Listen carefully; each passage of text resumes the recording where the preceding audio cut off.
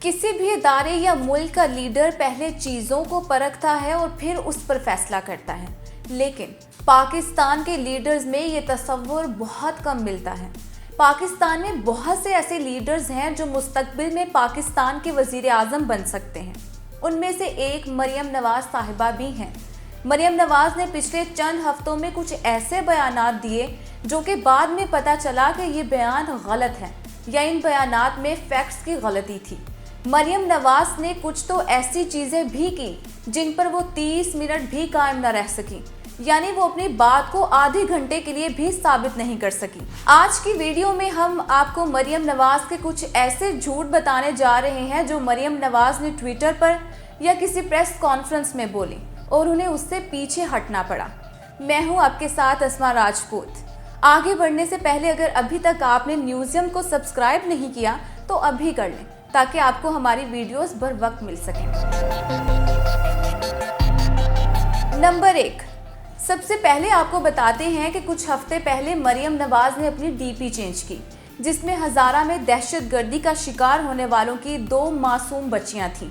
जैसे ही उन्होंने ये तस्वीर लगाई तो उन्हें बताया गया कि ये वाक़या अब का नहीं बल्कि ये वाक़या 26 अक्टूबर 2014 का है। ये बच्चियां मियां नवाज शरीफ की हुकूमत के दौरान मुतासिर हुईं और इन बच्चियों को इंसाफ नहीं मिला। जब मरियम नवाज़ को अपनी गलती का एहसास हुआ तो उन्होंने प्रोफाइल पिक्चर तब्दील कर दी। इस गलती पर मरियम नवाज़ ने ना तो कोई मुआज़त की और ना ही उन्हें अपनी गलती पर कोई शर्मिंदगी हुई। इससे ये भी तासुर जाता है कि अगर इनके वालिद के दौर में कोई फैमिली मुतासिर हुई थी तो कोई बात नहीं है। इनका ये सब करने का मकसद साफ नज़र आता है कि जो आज बच्चे या फैमिलीज मुतासिर हो रही हैं उन्हें सिर्फ इस पर सियासत करनी थी। नंबर 2, जिन दिनों बहावलपुर का जलसा हो रहा था तो मरियम नवाज़ की तरफ से एक बैनर जारी किया गया जिसमें मरियम नवाज़ हाथ हिलाती नजर आ रही हैं और पीछे आवाम का जमे गफीर है। उनके बैनर्स को पोस्ट करने के कुछ देर बाद शहबाज गिल की जानिब से एहसास करवाया गया। उन्होंने कहा, ये माजी की एक तस्वीर है जिसमें पाकिस्तान तहरीके इंसाफ के नाम से बैनर्स नजर आ रहे हैं। शहबाज गिल ने अपनी ट्वीट में लिखा कि कोई हाल नहीं कैलब्रिकॉइन का, हर बात में जालसाजी। इसके बाद मरियम नवाज़ को एहसास हुआ कि ये एक बहुत बड़ा ब्लंडर है।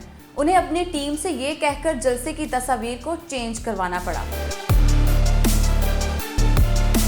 नंबर 3, मरियम नवाज़ ने एक ट्वीट किया जिसमें नूर दाहिरी के इंटरव्यू से मुताल्लिक लिंक शेयर किया गया था। ये एक ऐसा इंटरव्यू था जिसमें नूर दाहिरी की तरफ से दावा किया गया था कि मौजूदा हुकूमत का इसराइल से राब्ता है। हुकूमत इसराइल को तस्लीम करने के लिए इसराइल से राब्ते में है क्योंकि ये इंटरव्यू हुकूमत के खिलाफ जाता था। तो मरियम नवाज़ ने बगैर पूरा इंटरव्यू सुने और बगैर तहकीक किए इसके मुताल्लिक लिंक के साथ ट्वीट कर दी, लेकिन कुछ ही देर बाद उन्हें ये ट्वीट डिलीट करना पड़ा। अब ये ट्वीट डिलीट करने की वजह ये थी कि मरियम नवाज़ को बताया गया कि इस इंटरव्यू के आखिर में नूर दाहिरी ने ये भी दावा किया था कि इस तरह के मुज़ाकरात नवाज़ शरीफ के दौर में भी होते रहे हैं और नवाज़ शरीफ के दौर में भी लोग इसराइल जाकर मिलते रहे हैं। जब उन्हें अंदाज़ा हुआ कि फिर उन्होंने एक बड़ी गलती कर दी है तो उन्हें एक दफ़ा फिर से ट्वीट डिलीट करना पड़ी। देखने वाली बात यह है कि ये सब 2 से 3 हफ्तों में हुआ। मरियम नवाज़ को 3 दफ़ा अपनी कम तजुर्बाकारी की वजह से ट्वीट डिलीट करना पड़ी और रुसवाई उठाना पड़ी। नंबर 4, कुछ दिन पहले जब ब्रॉडशीट कंपनी ने अदालत से केस जीता तो स्नैप को इस केस में जुर्माना हो गया। उसके बाद मरियम नवाज़ ने एक ट्वीट किया जिसमें अपनी सरखरुई का ऐलान किया और इस ट्वीट में लिखा कि ब्रॉडशीट कंपनी को नवाज शरीफ के खिलाफ मुकदमा ढूंढने के लिए $2,87,00,000 अदा किए गए। फिर भी नाअहली के लिए अकामे और सज़ा के लिए जज अरशद मलिक का सहारा लेना पड़ा। आज अल्हम्दुलिल्लाह एवन फील्ड अपार्टमेंट्स केस की असलियत भी सामने आ गई। नवाज शरीफ की सदाकत और ईमानदारी की गवाही कुदरत दे रही है।